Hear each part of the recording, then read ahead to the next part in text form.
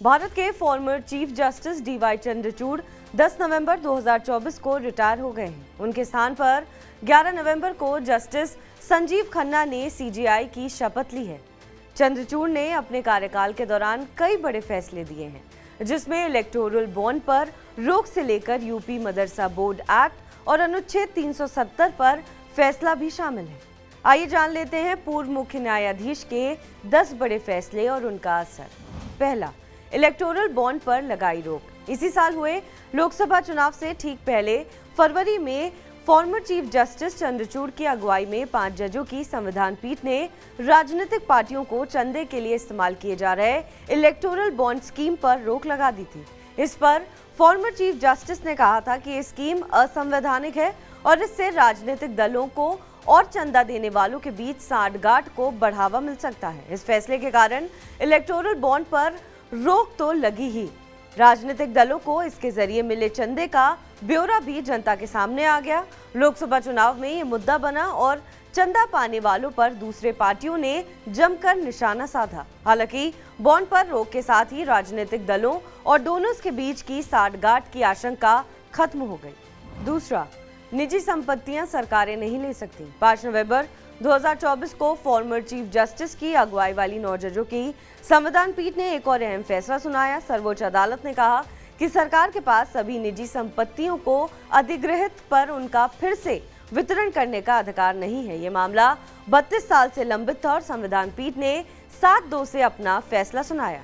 तीसरा, यूपी मदरसा board act. 5 नवंबर 2024 को ही farmer CJI की अगुवाई वाली बेंच ने यूपी मदरसा बोर्ड एक्ट 2004 को संवैधानिक घोषित कर दिया। सुप्रीम कोर्ट ने इस एक्ट के कुछ प्रावधानों को छोड़कर उत्तर प्रदेश मदरसा शिक्षा बोर्ड अधिनियम 2004 की संवैधानिक वैधता कायम रखी। इससे पहले इलाहाबाद हाई कोर्ट की लखनऊ पीठ ने 22 मार्च को इस एक्ट को असंवैधानिक करार दिया था। साथ ही मदरसे में पढ़ने वाले सभी छात्रों का दाखिला सामान्य स्कूल में करवाने का आदेश किया था।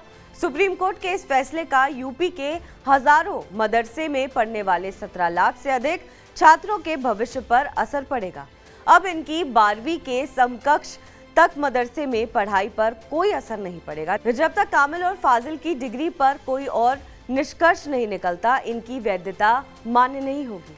चौथा, अनुच्छेद 370 पर फैसला। दिसंबर 2023 में फॉर्मर चीफ जस्टिस की अगुवाई में 5 जजों की संविधान पीठ ने जम्मू कश्मीर को विशेष दर्जा देने वाले अनुच्छेद 370 को रद्द करने के सरकार के फैसले को बरकरार रखा। चीफ जस्टिस डीवाई चंद्रचूड़ ने कहा कि जम्मू कश्मीर का भारत में विलय आसान करने के लिए अनुच्छेद 370 एक अस्थायी व्यवस्था थी। साथ ही कोर्ट ने कहा था कि 2 केंद्र शासित प्रदेशों में विभाजित जम्मू कश्मीर राज्य का दर्जा यथासंभव शीघ्रता से बहाल किया जाना चाहिए। साथ ही 30 सितंबर 2024 के पहले जम्मू कश्मीर में चुनाव कराने का आदेश दिया था।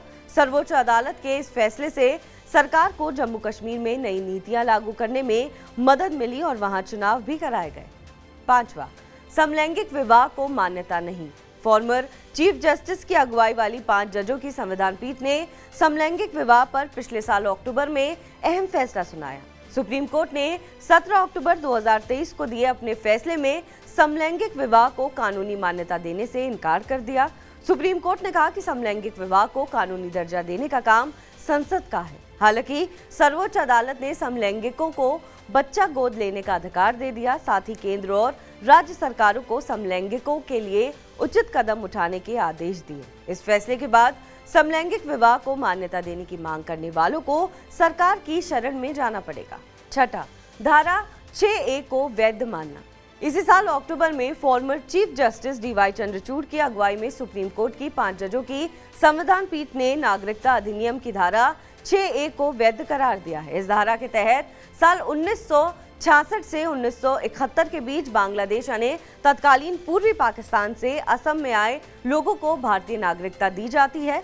सुप्रीम कोर्ट ने इस धारा को बरकरार रखा। इसका असर ये हुआ कि बांग्लादेश से आए शरणार्थियों को कानूनी संरक्षण और नागरिकता का अधिकार मिल गया। सातवां, जेलों में जातिगत भेदभाव पर रोक।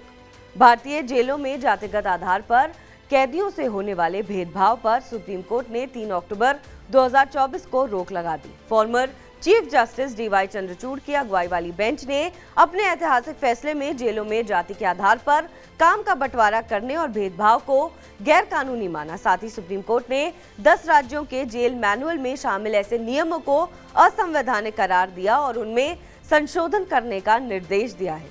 सुप्रीम कोर्ट ने कहा है कि सब लोग समान पैदा होते हैं, उन्हें जाति के कारण जीवन भर पीड़ा नहीं झेलनी चाहिए।